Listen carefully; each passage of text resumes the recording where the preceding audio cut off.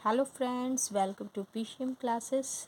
आज हम लोग फिर से ऑर्गेनिक केमिस्ट्री के ये नए चैप्टर को लेकर के आए हैं और इसमें हम लोग सॉल्व कर रहे थे पीवाईक्यूज़ और हम लोगों ने सॉल्व किया था 2023 का, जो कि हाफ डन रह गया था। अगर आप लोगों ने मेरे पहले वाले वीडियो को नहीं देखा है तो प्लीज़ उसे देखिए एंड उसके बाद ही सेकेंड वीडियो में कंटिन्यू कर रही हूँ। इसमें हम लोग आगे देखेंगे 2023 के कुछ क्वेश्चंस, जैसे कि है draw electric dot structure of ethanol. Ethanol का इलेक्ट्रॉन डॉट स्ट्रक्चर हम लोग को लिखना है। तो एथेनॉल का सबसे पहले स्ट्रक्चर क्या होता है, हम लोग रफली पहले ये सब देख लेते हैं, तब इलेक्ट्रॉन डॉट स्ट्रक्चर लिखेंगे। तो C2H5 OH होता है। हर कार्बन का 4 वैलेंसी होता है, तो यहाँ 3 हाइड्रोजन से सेटिस्फाई हो रहा है और 4th वैलेंसी ये कार्बन से हो रहा है। इसका भी 4 वैलेंसी होगा, तो 2 हाइड्रोजन सेटिस्फाई कर रहा है, एक कार्बन के साथ, दूसरा ऑक्सीजन के साथ। और इस ऑक्सीजन को कितने ये ऑक्सीजन ये सिर्फ हाइड्रोजन के साथ अटैच है। इस तरह से हम लोगों ने ये लिख लिया। अब नेक्स्ट हम लोगों को क्या करना है, हर कार्बन का हम लोग बनाएंगे इलेक्ट्रॉन। तो ये कार्बन का 4 इलेक्ट्रॉन हो गया और इस कार्बन का भी 4 इलेक्ट्रॉन हम लोग बना लेते हैं इस तरह से। और यहाँ ऑक्सीजन है। अब इन चारों इलेक्ट्रॉन में हम लोग जितना हाइड्रोजन है, हाइड्रोजन को क्रॉस से दिखाएंगे, हाइड्रोजन के इलेक्ट्रॉन को इस तरह से क्रॉस से दिखाएंगे। अब यहाँ पे इन दोनों कार्बन के बीच बॉन्ड बना हुआ है और यहाँ पर भी हाइड्रोजन का हम लोग दिखाएंगे, यहाँ भी हाइड्रोजन का बॉन्ड दिखाएं। अब यहाँ पर ये वो जो ऑक्सीजन के साथ अटैच है, तो ऑक्सीजन के साथ दिखाते हैं। ऑक्सीजन का कितना इलेक्ट्रॉन होता है, 6। तो हम लोग इस तरह से 6 इलेक्ट्रॉन इसका बना देंगे, 6 इलेक्ट्रॉन। ठीक है। अब आया हाइड्रोजन तो एक ही बॉन्ड बना रहा है ऑक्सीजन के साथ, तो इसका डॉट से दिखाएंगे और इस तरह से हाइड्रोजन का एक बॉन्ड। और ये हम लोगों का इलेक्ट्रॉन डॉट स्ट्रक्चर कंप्लीट हो गया। यहाँ पर ये हाइफन नहीं देना है, इस तरह से। तो ये कंप्लीट स्ट्रक्चर हम लोगों का electron dot structure of ethanol है। ठीक है। अब नेक्स्ट क्वेश्चन क्या दिया हुआ है, नेक्स्ट क्वेश्चन दिया है कि यहाँ कार्बन क्यों नहीं C4+ आयन बना सकता है या C4- आयन, मतलब C4 आयन, ये C4+ कैटायन क्यों नहीं बनाता है और ये एनायन क्यों नहीं बना सकता है। तो सबसे पहले जानते हैं कि कार्बन के आउटरमोस्ट शेल में कितने इलेक्ट्रॉन होते हैं, 4 इलेक्ट्रॉन होते हैं। और इसको अपना नियरेस्ट इनर्ट गैस का कन्फिग्रेशन पाने के लिए कितने इलेक्ट्रॉन चाहिए, तो 4 और इलेक्ट्रॉन चाहिए। तो अगर ये 4 और इलेक्ट्रॉन लेता है तो क्या होगा, 4 और इलेक्ट्रॉन लेगा तो इसके 8 हो जाएंगे। तो 4 इलेक्ट्रॉन लेने पे ये क्या बन जाएगा, C4- एनायन बन जाएगा। अब जस्ट इमेजिन करो कि इसके पास 4 और इलेक्ट्रॉन आ गए, तो इसका न्यूक्लियस में क्या होगा, इसके न्यूक्लियस में तो है तो 4 ही प्रोटॉन की, क्योंकि जितने इलेक्ट्रॉन होते उतने प्रोटॉन होते हैं। एंड इलेक्ट्रॉन जो होगा इसके पास होगा 4 और 4 8 इलेक्ट्रॉन आ जाएगा। अभी रफली बना रहे हैं, पूरा डायग्राम में 8 इलेक्ट्रॉन आ जाएगा। तो क्या ये 4 प्रोटॉन ये 8 इलेक्ट्रॉन को होल्ड कर पाएगा, नहीं कर पाएगा, क्योंकि दोनों में तो इक्वल चार्जेस होते हैं ना, जितना इलेक्ट्रॉन में चार्ज होता है उतना ही प्रोटॉन में चार्ज होता है। तो ये दोनों बैलेंस नहीं कर पाएगा, या फिर कर सकते हैं प्रोटॉन इलेक्ट्रॉन को होल्ड नहीं करके रख पाएगा, जिससे ये इलेक्ट्रॉन आसानी से रिमूव हो सकते। इसलिए ये कभी भी C4- एनायन नहीं बनाता है। अब कैटायन का बात करते हैं। कैटायन क्या होता है कि इसमें ये जो होते हैं ना, इसके इलेक्ट्रॉन न्यूक्लियस से काफ़ी बाइंड होते हैं। न्यूक्लियस में जो 4 प्रोटॉन है ये अपने इस 4 इलेक्ट्रॉन को होल्ड करके रखता है, और 1-2 इलेक्ट्रॉन निकालने के लिए थोड़ा एनर्जी कोई भी एटम खर्च कर सकता है, बट 4 इलेक्ट्रॉन निकालने के लिए काफ़ी ज़्यादा एनर्जी, जो कि इसके इन दोनों के अट्रैक्शन के अगेंस्ट एनर्जी देना पड़ेगा, काफ़ी ज़्यादा एनर्जी का रिक्वायरमेंट होता है, और ये कोई भी एटम नहीं दे सकता है। इसलिए ये कभी भी 4 कैटायन नहीं बना सकता है एंड 4 चार्ज वाले एनायंस भी नहीं बना सकता है। नेक्स्ट क्वेश्चन है हम लोगों का CH3 CH2, ये दिया है हम लोगों को गिवन है। एंड हम लोग को बताना है इसमें हेट्रो एटम्स कौन है इस कंपाउंड में।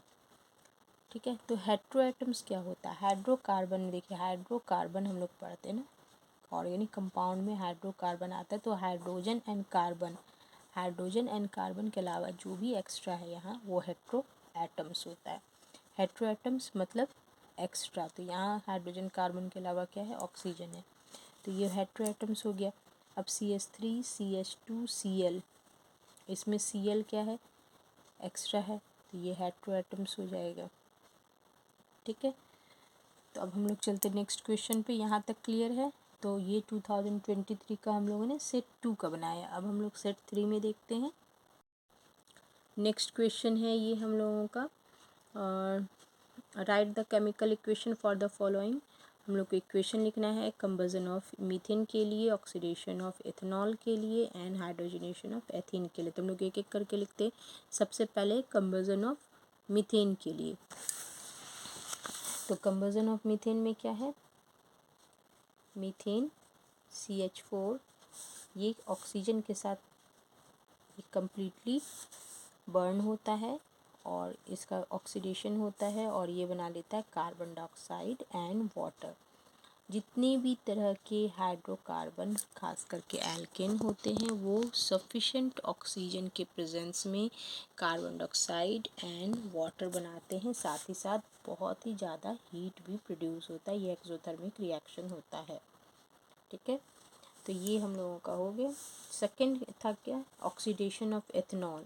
एथेनॉल के ऑक्सीडेशन से क्या बनेगा? तो एथेनॉल क्या है? C2H5OH को एथेनॉल कहते हैं। ठीक है, और एथेनॉल में को हम लोग अगर ऑक्सीडाइज कर रहे हैं ऑक्सीजन के प्रेजेंस में तो ये भी कार्बन डाइऑक्साइड एंड वाटर बनाएगा।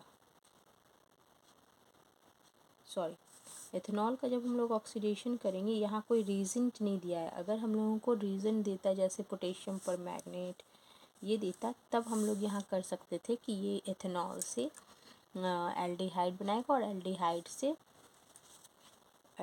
से फिर एसिटिक एसिड बनाएगा। सिंस यहाँ कुछ नहीं दिया है, कोई भी हम लोग को ऑक्सीडाइजिंग एजेंट नहीं दिया है, लेकिन ऑक्सीडेशन कहा है तो हम लोग खुद से ऑक्सीडाइजिंग एजेंट ले लेंगे, जैसे K2Cr2O7। और ये एसिडिक है इसलिए इस तरह से स्लैश दे के H+ लिखेंगे, मतलब ये एसिडिक मीडियम में है। तो इसमें ये क्या बना लेता है? सबसे पहले ये बनाएगा C2H5, तो CH3CHO जिसको एल्डिहाइड कहते हैं। ठीक है, एल्डिहाइड, और इसका नाम क्या हो जाएगा? तो 2 कार्बन है तो एथेनल एल्डिहाइड का अल लग गया। अब इसको फिर से फर्दर हम लोग K2Cr2O7 ये ऑक्सीडाइजिंग एजेंट के साथ हम लोग करते हैं तो ये बना लेगा CH3COOH। इस तरह से ये एसिटिक एसिड बना लेगा। ठीक है, तो ये हो गया हम लोगों का फाइनल प्रोडक्ट एसिटिक एसिड। ये कॉमन नेम है एसिटिक एसिड, इसको हम लोग बोलते हैं एथेनोइक एसिड भी।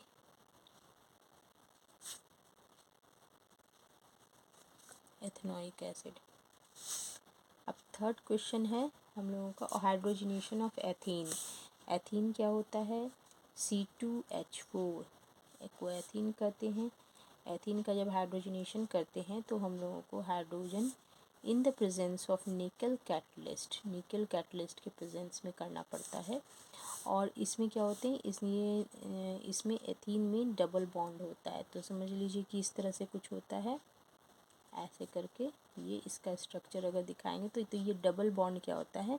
ब्रेक हो जाता है। और ये डबल बॉन्ड ब्रेक हो जाएगा तो ये अलग अलग इस तरह से, मतलब स्ट्रक्चर के देखना है तो इस तरह से हम लोग दिखा सकते हैं, ऐसे करके।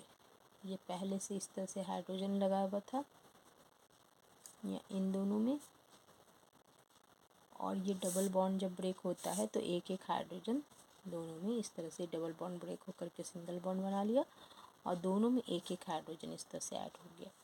तो ये बन गया हम लोगों का क्या? एथीन से इथेन बन गया। ठीक है, अब नेक्स्ट है हम लोग को लिखना है एस्टरिफिकेशन रिएक्शन। तो हम लोगों ने एस्टरिफिकेशन रिएक्शन तो पहले ही बना लिया था इसके पहले वाले वीडियो में। अगर आपको लिंक चाहिए तो डिस्क्रिप्शन बॉक्स पे लिंक दिया हुआ है, चेक कर सकते हैं। और इसके बाद है सैपोनिफिकेशन रिएक्शन, ये भी हम लोगों ने कर लिया है। 2 आइसोमर्स ऑफ ब्यूटेन हम लोग को लिखना है, आइसोमर्स ऑफ ब्यूटेन। तो हम लोग जानते हैं ब्यूटेन के 2 आइसोमर होते हैं। ब्यूटेन क्या है, 4 कार्बन वाला कंपाउंड है, इसके 2 आइसोमर होंगे। एक आइसोमर एक नॉर्मल चेन बनाएगा, इसमें सब में हाइड्रोजन अटैच कर लेना है इस तरह से। देखिए जब भी इसको बनाओ तो ये याद रखो कि एक कार्बन है और हर कार्बन को 4 और इलेक्ट्रॉन चाहिए, इसलिए 4 ये बॉन्ड बनाएगा। तो 4 बॉन्ड बनाएगा, तो यहाँ देखिए ये तो एक कार्बन के साथ बना चुका, तो 4 बॉन्ड बनाने के लिए 3 हाइड्रोजन और चाहिए। यहाँ पर ये कार्बन 2 इस तरह से बॉन्ड बना चुका, तो 2 हाइड्रोजन और चाहिए। ये कार्बन 2 बॉन्ड बना चुका, 2 हाइड्रोजन और चाहिए। इसी तरह से लास्ट इसको 1 बनाया है, तो 3 इस तरह से हाइड्रोजन चाहिए। तो जब ये इस तरह का स्ट्रेट चेन बनता है ना, तब हम लोग इसको बोलते हैं नॉर्मल ब्यूटेन। क्या बोलते हैं, नॉर्मल ब्यूटेन। और जब इस चेन में हम लोग ब्रांचिंग एक कर देते हैं, इसको इस तरह से लिखते हैं कि एक ब्रांच हो जाए। जैसे ये ब्रांचिंग का मतलब इस किसी में एक इस तरह से मिडिल वाले में मिथाइल ग्रुप लगा देना है, तो एक कार्बन ब्रांच के फॉर्म में आ गया मिथाइल के फॉर्म में। तो ये हो गया हम लोगों का, ये इस तरह से सब में हाइड्रोजन अटैच कर देंगे, तो ये हो गया है एक ब्रांचिंग वाला 3 कार्बन कंपाउंड का चेन। तो इसको बोलेंगे मिथाइल ब्यूटेन, मिथाइल प्रोपेन। ठीक है, methyl propane, 2 methyl propane. And इसका दूसरा नाम होता है आइसोब्यूटेन, जो कि कॉमन नेम है आइसोब्यूटेन। तो ब्यूटेन का 2 आइसोमर हो गया, नॉर्मल ब्यूटेन एंड आइसोब्यूटेन। ठीक है, नेक्स्ट है हम लोगों को बोलना है क्या है, प्रोपेनल एंड प्रोपेनॉन का स्ट्रक्चर। तो हम लोग को लिखना है स्ट्रक्चर ऑफ प्रोपेन है एंड प्रोपेनल का स्ट्रक्चर लिखना है। तो प्रोपेनोन प्रोप वर्ड से क्या समझ में आता है, प्रोप से 3 कार्बन है, तो 3 कार्बन हम लोग बना लेंगे। और ओन है, ओन मतलब कीटोन ग्रुप है। कीटोन ग्रुप में हमेशा क्या होता है, वो बीच में होता है। बीच में कहने का मतलब किसके दोनों तरफ अल्काइल ग्रुप होना चाहिए। तो यहाँ एक एक कार्बन ही है, तो इसलिए बीच में होगा। तो ये हम लोग इस तरह से कीटोन का दे दिए। अब इसमें है 3 कार्बन था, तो बाकी सब में हाइड्रोजन इस तरह से अटैच कर देंगे। अभी बताया कि कार्बन का 4 वैलेंसी है, तो जो बच गया वो हाइड्रोजन कंप्लीट करेगा। तो इसका 3 हाइड्रोजन, इधर 3 हाइड्रोजन, तो ये हो गया प्रोपेनॉल। अब है प्रोपेनॉल। प्रोपेनॉल है, तो प्रोपेनॉल ऑल किसका होता है, अल्कोहल का। 3 कार्बन का चेन बना के इसमें अल्कोहल लगा दिए OH ग्रुप, और इसमें OH ग्रुप लगाने के बाद बाकी सब में हम लोग क्या करेंगे, इस तरह से हाइड्रोजन ऐड कर देंगे। तो ये हो गया हम लोगों का प्रोपेनॉल।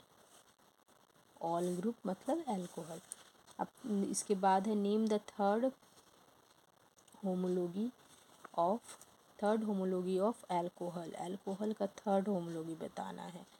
थर्ड होमोलॉजी मतलब होमोलोगस सीरीज़ में जो 3rd नंबर पे। तो इसके लिए हम लोग अल्कोहल का क्या फार्मूला है, CnH2n+1OH। और थर्ड बोला है, तो यहाँ हम लोग n का वैल्यू 3 लेंगे, तो ये क्या हो जाएगा C3, 3 2 जा 6 6 7 OH। ये हो गया थर्ड होमोलॉजी। इसको नाम हम लोग क्या देंगे, इसका नाम हो जाएगा 3 कार्बन वाले को हम लोग कहते हैं प्रोपेन। तो ये हो गया प्रोपेनॉल हो गया। उसके बाद थर्ड होमोलॉजी ऑफ एल्डिहाइड अगर बोलेगा, तो इसी तरह एल्डिहाइड का हम लोग को लिखना होगा। तो हम लोग क्या लिखेंगे, n = 3 लेंगे। एल्डिहाइड का होता है CnH2n+1, और यहाँ CHO ग्रुप होता है, क्योंकि इसमें कार्बन पहले से प्रेजेंट है एक, तो हम लोग थर्ड लेने के लिए हम लोग क्या करेंगे, इसका n का वैल्यू 2 पुट करेंगे, क्योंकि इसमें n जब भी कार्बन पहले से प्रेजेंट होता है तो n 0 से स्टार्ट होता है। तो हम लोग कार्बन का n का वैल्यू 2 पुट करेंगे इसमें। तो C2H5CHO, और ये होता है क्या, प्रोपेनल। तो ये हम लोगों का हो गया,